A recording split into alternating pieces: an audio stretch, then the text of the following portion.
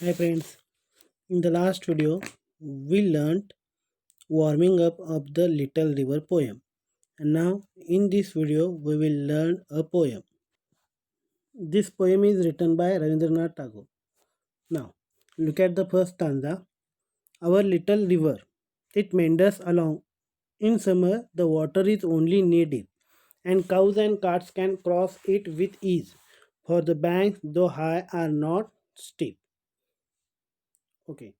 मागच्या व्हिडिओमध्ये आपण warming up the little river या कवितेचं पाहिलेलं आहोत आणि या व्हिडिओमध्ये आपण द लिटल रिवर ही कविता पाहणार आहोत. ही कविता रवींद्रनाथ टागोर यांनी लिहिलेली आहे. तर पहिला जो स्टांजा आहे तो पहा. Our little river it meanders along. In summer the water is only knee deep and cows and carts can cross it with ease, for the banks, though high, are not too steep. Okay, now look at the first stanza. From that stanza, you have to find out the rhyming words. Now, how to find the rhyming words? Very simple one. You have to look at the last word of the each sentence. For example, on the first line there is a along. In the second there is a deep, and in the third line there is a is, and the last one is steep. Now, with the help of that, along is not rhyming with deep, is, or steep. So it is not rhyming, but deep is rhyming with a steep. So rhyming word is deep and steep. And in this here, you have to write down the rhyming scheme. What you have to write down? Rhyming scheme. Now, how to find the rhyming scheme? Very simple one. Along, we have to put a alphabet in front of each sentence. For the first sentence, look at the last word along. So here it is a A. Okay. Now the next one is deep. Deep, it is not rhyming with a along. So here B. Okay. And the third is is. Is also not rhyming with along and deep. So here C. Understood? And the last word from the last stanza, that is steep, and steep is rhyme with a deep. So here B. Okay. So the rhyme scheme of the first stanza is A B C B. Understood? Okay. आता मराठीत बघा. पहिल्यांदा आपल्याला rhyming words लिहायचं आहे. Rhyming words कसे काढतात आपल्याला माहिती आहे. प्रत्येक वाक्यातला शेवटचा शब्द आपण घेऊन रायमिंग वर्ड्स तयार करतो. आता अलॉंग हा डीपशी रायमिंग होत नाही, किंवा ईशी होत नाही, किंवा स्टीपशी होत नाही. परंतु दुसऱ्या लाईनीमधला शेवटचा शब्द जो डीप आहे तो स्टीपशी रायमिंग होतो. म्हणून रायमिंग वर्ड कुठला आहे ह्या पहिल्या स्टांजामधला? डीप आणि स्टीप. तर तुम्हाला यावर्षी काय लिहायचं आहे? आपल्याला रायमिंग स्कीम लिहायचं आहे. मग आता रायमिंग स्कीम कसं लिहितात? अल्फाबेटचा वापर करून. तोच ABCD काय असेल तो. आता रायमिंग स्कीम कसं तयार करायचं? सोपं आहे. प्रत्येक वाक्याच्या शेवटच्या शब्दाला तुम्ही अंडरलाईन करा सुरुवातीला. आता बघा, पहिला आहे अलॉंग. अलॉंगला काय करा तुम्ही? ए द्या. त्यानंतर डीप. आता डीप हा अलॉंगशी रायमिंग होतो का? नाही. म्हणून एच्या पुढचा अल्फाबेट कुठला आहे? बी. ओके. त्यानंतर इज हा अलॉंगशी पण रायमिंग होत नाही, किंवा इजशी पण डीपशी पण होत नाही, म्हणून इथं सी. तर शेवटचा आहे कुठला? स्टीप. स्टीप हा डीपशी रायमिंग होतो, म्हणून तिथं आपल्याला डीच्या ऐवजी काय घ्यायचं आहे? बी घ्यायचं आहे. मग तर रायमिंग स्कीम काय आहे या पहिल्या स्टांजाचा? ABCB. कळलं? असं तुम्हाला आता राहिलेल्या सगळ्या स्टांजांचं रायमिंग स्कीम काढायचं आहे. अंडरस्टूड? आता या like that you have to find out the rhyme scheme of the each stanza. Okay, got it? Now look at the once again first stanza. Our little river, it meanders along. In summer the water is only knee deep, and cows and carts can cross it with ease, for the banks though high are not steep. Okay, now look at the first line. Our little river, it meanders along. Now meanders, they gave the meaning of meanders in the scaffolding. Look at the scaffolding, then you will understand. Here meanders means flow with twist and turns. Flow with twist. Flow म्हणजे वाहने. कसं वाहतो? वळणे घेत वाहणारा. Along, पुढे पुढे वाहत जाणारा. आमची छोटीशी नदी ही काय करत असते नेहमी? The river always flows, but it take twists and turns. Okay, understood the first line? In summer, उन्हाळ्यामध्ये, the water in the river is only knee deep. The water in the river is only knee deep. Means what? In the summer season, the water in the river is only knee deep during the summer season. म्हणजे उन्हाळ्यामध्ये नदीमध्ये जे पाणी असतं ते कुठपर्यंत असतं? फक्त आपल्या गुडघ्यापर्यंत असतं. Okay, understood? And now, and काऊज and carts can cross it with is. Okay, don't think about only काऊज here. All the animals and the carts, carts means गाडी, बैलगाडी असेल, कुठली पण असेल, they can cross the river easily because the water is only knee deep. उन्हाळ्यामध्ये पाणी फक्त गुडघ्यावर असतं, त्यामुळं कुठलेही सर्व जनावरं किंवा ज्या गाड्या आहेत, बैलगाड्या त्या गावामध्ये, ते काय करू शकतात? नदी इझिली क्रॉस करू शकतात. Now why here the poet use cow? का वापरला असेल सांगा बघू. Think. There is one figure of speech. What is that? You learn that in the warming up. What is that? Okay, that is alliteration. To use of alliteration he used cows. Okay, instead of animals. See, cow and cart. K is repeated sound. So here it is a alliteration. The animals and the carts can cross that river easily in a summer season. Okay, for the banks, though high, are not bank. Banks means किनारा किंवा काठ. दो हाय, दो म्हणजे जरी, it is hi, जरी ते हाय उंच जरी असलं, but it is not a steep. तो कसा नाही आहे? मोठ्या चढाचा. स्टिक म्हणजे चढाचा किंवा उताराचा. मोठ्या चढाचा असा तो नाही आहे. Means easily every one can climb that bank easily. Okay, understood? Our little river it meanders along. आपली छोटीशी नदी ही सतत वळणे घेत का असना खरं ती वाहत असते. उन्हाळ्यामध्ये गुडघाभर पाणी असतं आणि त्यामुळं त्यातून जनावरे, गाड्या ये जा करत असतात. किनाऱ्याला, जरी तो किनारा हाय आहे, कारण की पाणी खाली आहे, जमिनीचा भाग वर असणार आहे, जरी हाय असला तरी तो खूप चढाचा असा असत नाही. Understood the first stanza? Now there is a one question related to the first stanza. बघा, स्कॅफोल्डिंगमध्ये एक प्रश्न विचारला आहे पहिल्या स्टांजाच्या संबंधित. How do we know that the river is just knee deep? कसं कळतं आपल्याला? Easy one, the cows and carts. सापडला का cows and carts? Now you have to write that the water in the river is only knee deep during the summer because the cows and carts can cross that river easily. Now look at the second stanza. No sign of slime, the sands shine bright, on one shore cashfields blossom white, chirping mynas through that side, the jackal's howl is heard there at night. Okay, I think you can now easily find rhyming words as well as what? Rhyming scheme. Very easy one. Bright, white, sight, night. So rhyming word, bright and white, sight and night. Okay, or bright and white, bright and night, white, sight. So you can write easily. Got it now? Look at the, लिहू शकता तुमचं तुम्ही. Rhyme scheme पण लिहा, rhyming words पण लिहा. नाव look at the first, the new words. The first is slime. Slime, they gave the meaning of that. The thick slippery substance. सापडलं का बघा?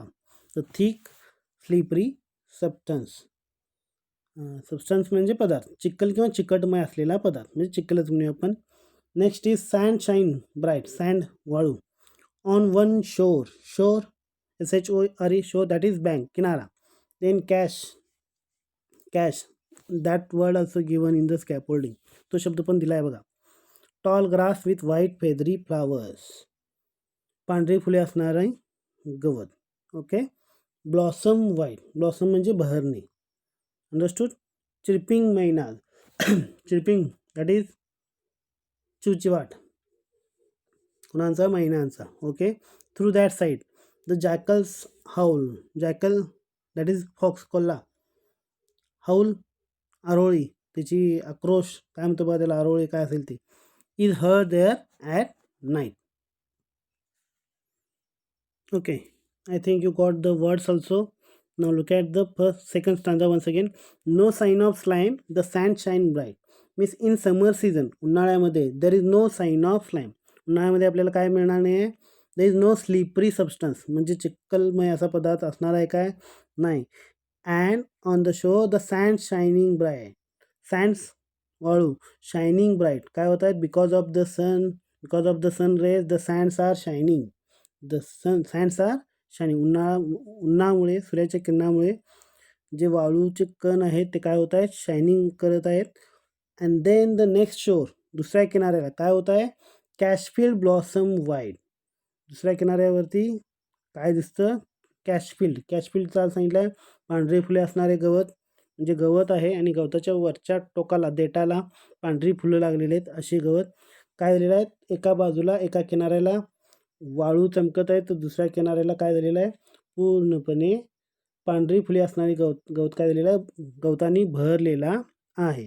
And in that field the mynas are tripping, in that field, आणि त्या गवतांमध्ये काय करत आहेत, मैना tripping करत आहेत, मीन्स चिवचिवाट करत आहेत. And the jackal howl is heard there at night, and in that cash field during the night time the jackals howl can heard easily. रात्रीच्या वेळी त्या कॅश फील्डमध्ये काय ऐकू येतं इझिली आपल्याला, काय म्हणतो आपण त्याला, कोल्हेकुई म्हणतो, कोल्हेकुई आपल्याला इझिली ऐकू येऊ शकतं. नाव look at the next 2 stanzas.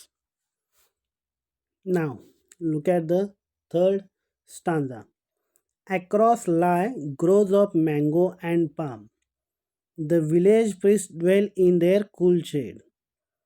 Girls and boys bath close to the bank, splashing with their gamchas as they wait. Now look at the first words. Now the is, that is groves.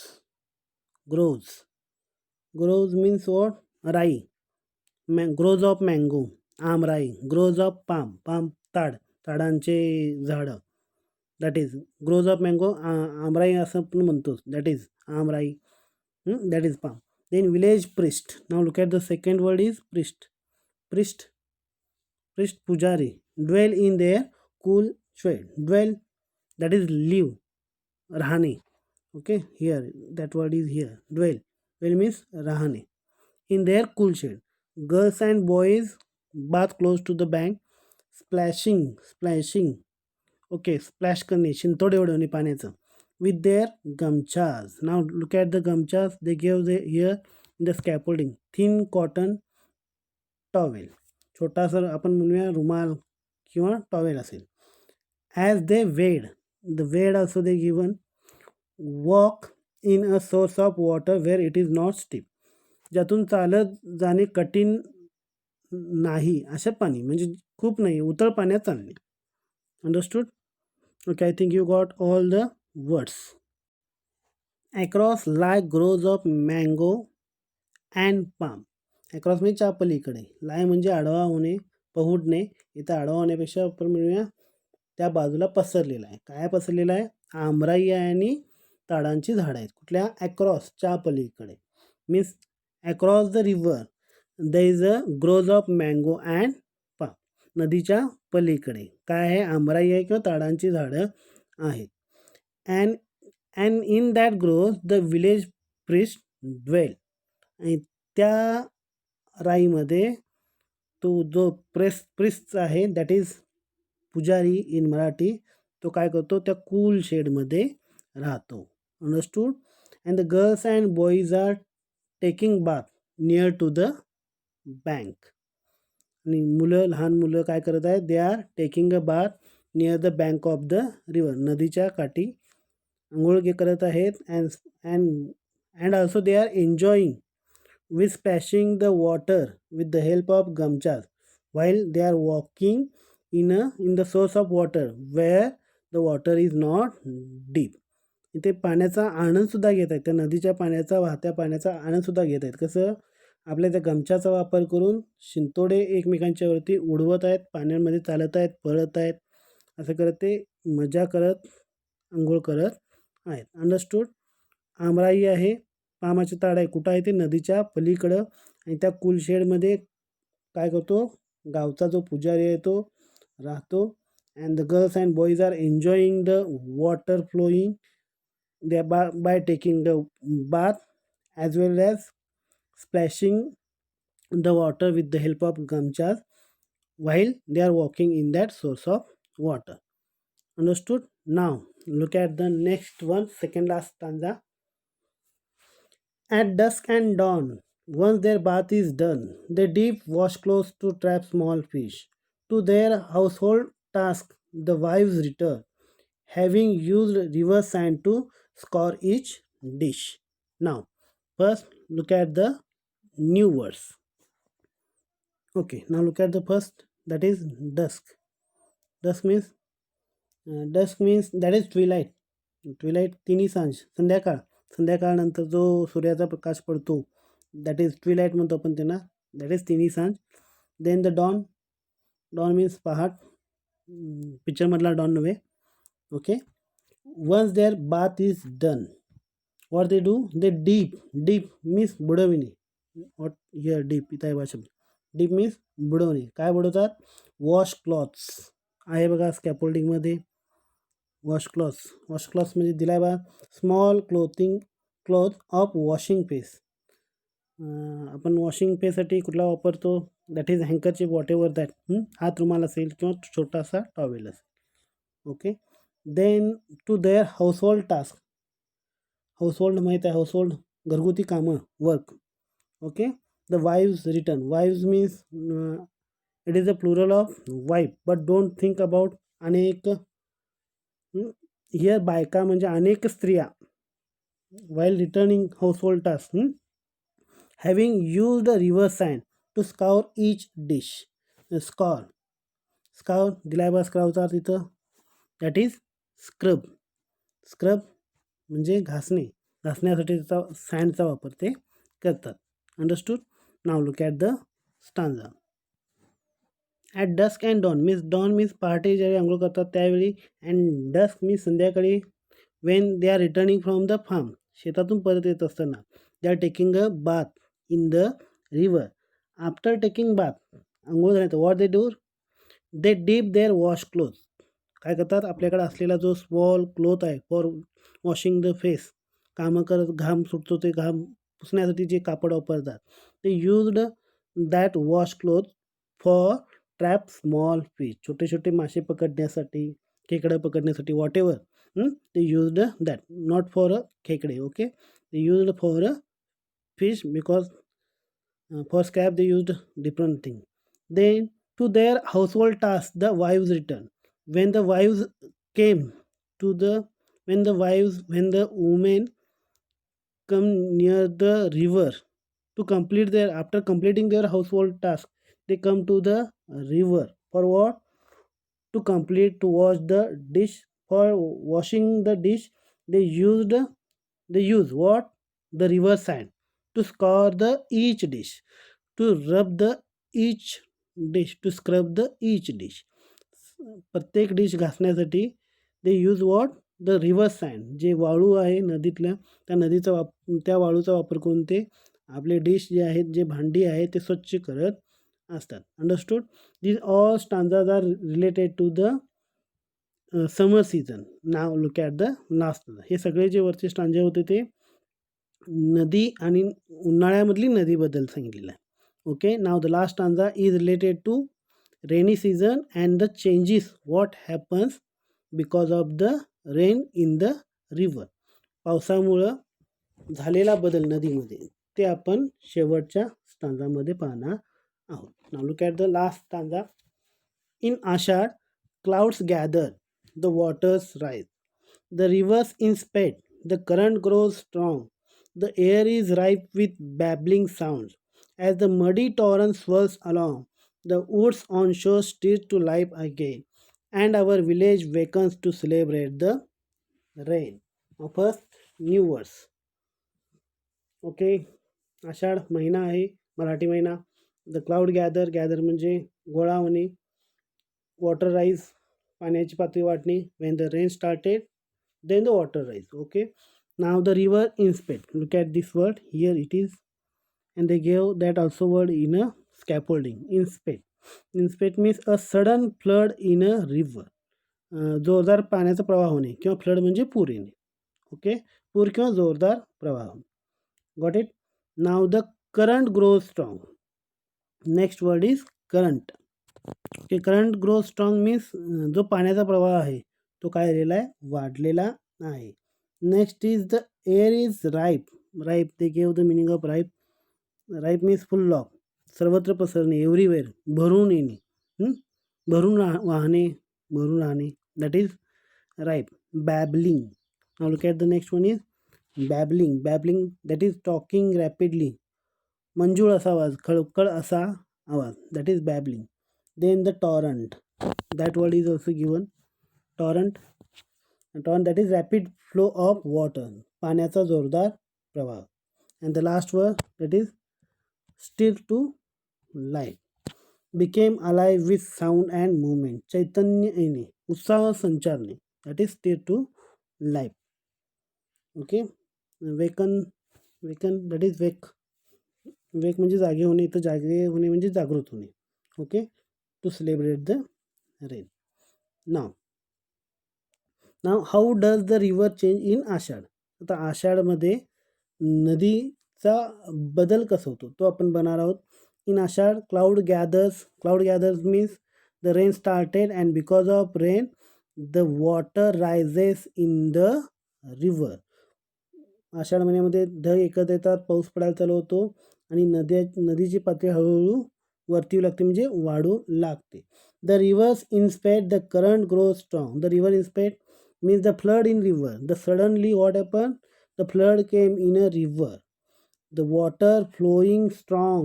The growth of the water is strong. The flow of the water is grow strongly. तो पाण्याचा प्रवाह आहे तो आता वाढलेला आहे. The air is ripe with a babbling sound. And now everywhere there is a sound of flowing water. सगळीकडे आता काय पसरलेला आहे, पाण्याचा जो बॅबलिंग, मंजूळ असा आवाज आहे, खळखळ असा जो पाणी पडलेला आवाज आहे, त्या पाण्याचा आवाज येऊ लागलेला आहे. As the next line, as the मडी टॉरंट स्वर्स अलॉंग. नाव मडी टॉरंट, मडी म्हणजे मड म्हणजे चिखल, मडी म्हणजे चिखलमय असा पाणी जो आहे तो सगळीकडे आता पसरत आहे. दॅट इज टॉरंट म्हणजे रॅपिड फ्लो ऑफ वॉटर, पाण्याचा जोरदार प्रवाह आहे. But that water is a muddy water swirls around means गरगर फिरणे, जोरात वाहू लागलेला आहे. That is gushing. In the scaffolding, in the warming up, the first question that is what did you notice on the banks of the river. The second one, in which season did you go. Was the river flow gushing or gentle. पाण्याचा प्रवाह हा जोरदार आहे की मंद आहे, हा तुम्ही शिकलाय. आता जो सुरुवातीचे आपण स्टांजाज पाहिलं त्यामध्ये कसा होता, तो जेंटल होता, आणि आत्ताच्या स्टांजांमध्ये कसा आहे, तो गशिंग आहे. गशिंग म्हणजे जोरदार प्रवाह वाहू लागलेला आहे, पाण्याचा आवाज येऊ लागलेला आहे खळखळ असा, आणि आता गरगर फिरू लागलेला आहे, म्हणजे भोवरासुद्धा तयार होऊ लागलेला आहे. The woods on shore, second last line. Now the woods on shore stir to life again. On shore means what, किनाऱ्याजवळ. ओके, किनाऱ्याजवळील. दॅट ऑल वूड्स म्हणजे इथं लाकडं नव्हे, woods means here trees. Once again stir to life again, पुन्हा एकदा त्यांना चैतन्य आलेला आहे, उत्साह आलेला आहे. Because of the rain, because of the water, the trees are become stir to life. काय झाले, ते बिकेम अलाइव्ह वन्स अगेन, पुन्हा एकदा त्यांना जीव आलेला आहे असं म्हटलेलं आहे. म्हणजेच त्यांच्यामध्ये चैतन्य संचारलेलं आहे, उत्साह संचारलेला आहे. Because they are now moving with happily and the villagers also waken. आणि सगळे आता गावकरीसुद्धा जागृत झालेले आहेत.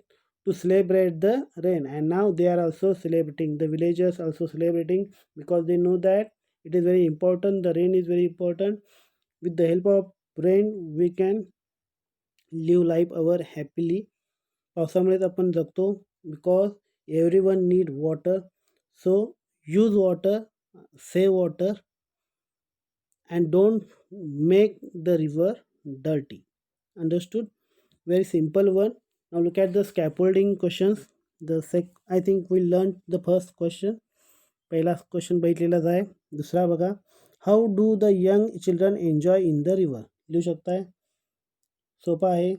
Bye taking bath, by splashing water with the gamchas, ते लिहा. नेक्स्ट आहे, how does the river change in Ashadh. Before Ashadh the river is flowing gently. But in Ashad, what happened? The river started to flowing, gushing. Understood? You have to write like that. Okay, in the next video we will learn English workshop of the poem The Little River. Okay, thank you.